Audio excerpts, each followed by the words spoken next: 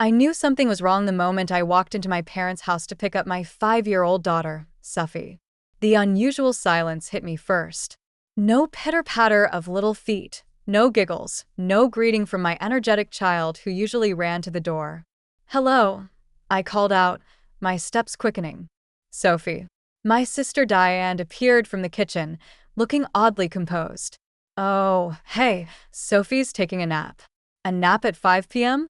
Sophie hadn't taken afternoon naps since she was 3. Even then, getting her to sleep was like trying to catch a tornado in a jar. She was tired, Diane shrugged, blocking my path to the stairs. "You know, maybe she wouldn't be so exhausted if you weren't dragging her to all those activities." The criticism was nothing new.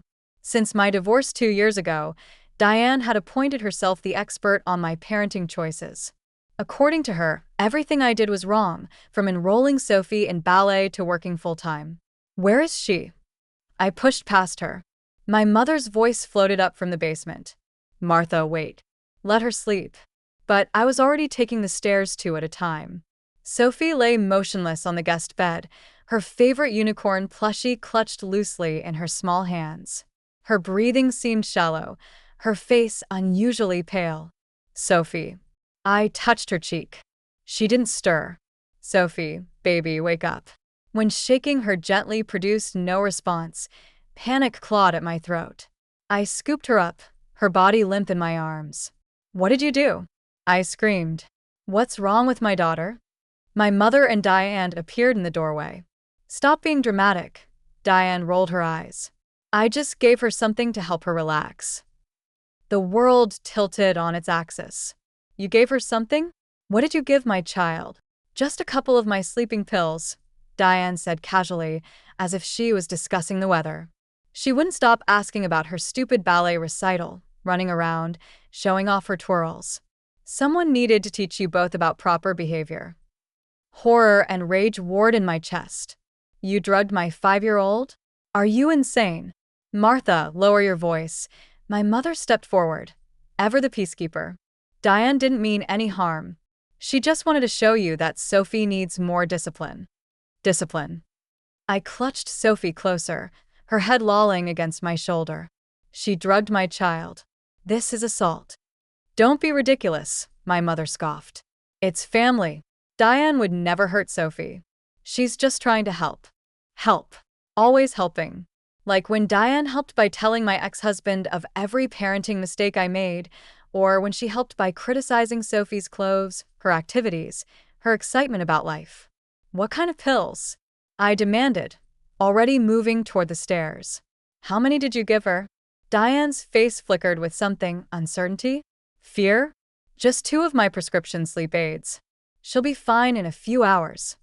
"A few hours?" My voice rose hysterically. "She's 5 years old. Those pills aren't meant for children." "Now, Martha." My mother touched my arm. "Let's handle this privately. No need to make a scene. Sophie will wake up soon, and we can all discuss this calmly." I jerked away from her touch. "Discuss what?" "How my sister drugged my daughter, and you're trying to cover it up." "I'm trying to prevent you from overreacting." My mother's voice hardened. "Diane made a mistake, but going outside the family will only make things worse. Think about Sophie's future. Do you want her to be known as the girl whose aunt was arrested?" "Arrested?" Diane's composure cracked. "Mom, you said we'd handle this." "Nobody's handling anything," I spat, carrying Sophie toward the front door. "I'm taking my daughter to the hospital, and then I'm calling the police." "You can't." Diane grabbed my arm. "I only did it to show you what happens when you let her run wild. She needs structure, discipline." "Let go of me," I warned, my voice deadly quiet. "You lost any right to an opinion about my daughter when you decided to drug her." "Martha, please," my mother begged. "Think about what this will do to the family. We can work this out ourselves." I looked at them both, my sister, whose jealousy and control issues had finally crossed an unforgivable line, and my mother, whose desire to keep peace had enabled every toxic dynamic in our family. I laughed bitterly. Family doesn't drug children. Family doesn't cover up abuse. And I'm done pretending this is normal. "If you do this," my mother warned, There's no going back. Good. I reached my car, struggling to open the door while holding Sophie because I never want to go back to thinking this was okay. As I buckled Sophie into her car seat, her breathing still too shallow, her small body too still, Diane called from the porch. "You're overreacting. She'll be fine." I slammed the car door and turned to face them one last time. "You know what, Diane? You wanted to teach me a lesson. Well, here's one for you. Actions have consequences. And this time, you're going to face yours." I pulled out my phone and dialed 911 as I got behind the wheel, watching my mother and sister's faces change from righteous anger to fear in the rearview mirror. 911, what's your emergency? "I need an ambulance," I said clearly. "My sister deliberately drugged my 5-year-old daughter with prescription sleeping pills. I'm driving her to Memorial Hospital now, and I want to report an assault on a minor." As I drove away, I could see my mother and sister gesturing frantically in my rearview mirror. But for the first time in my life, their disapproval meant nothing compared to the weight of my unconscious daughter in the back seat.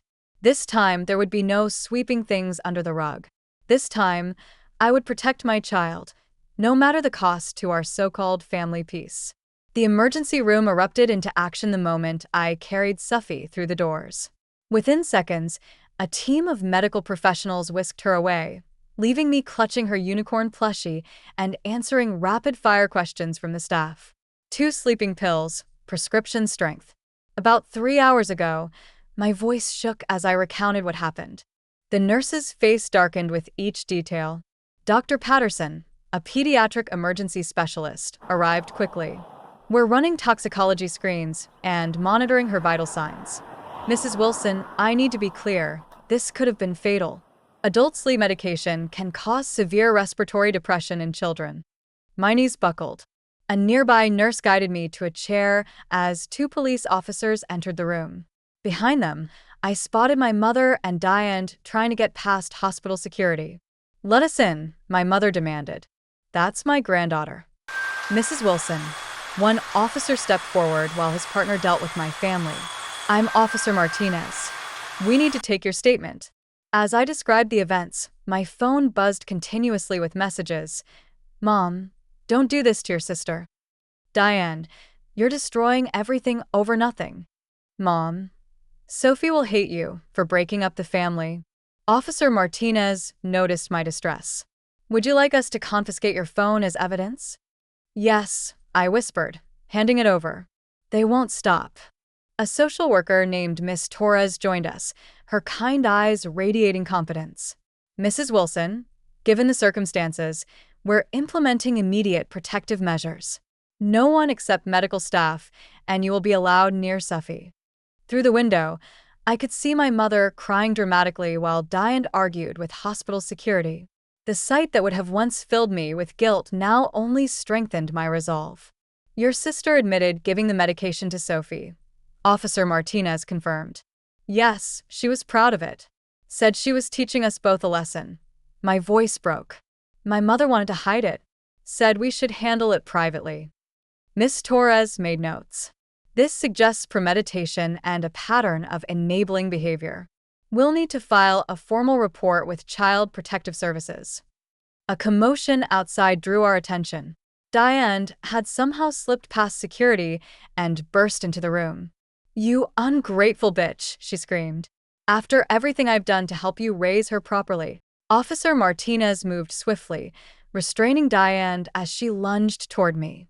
"Ma'am, you're under arrest for assault on a minor and now attempted assault." "You can't arrest me. I'm her aunt. I was helping." As they led Diane away in handcuffs, my mother appeared in the doorway, face contorted with anger and fear. "Martha, stop this now. Drop the charges. Think about your sister's career.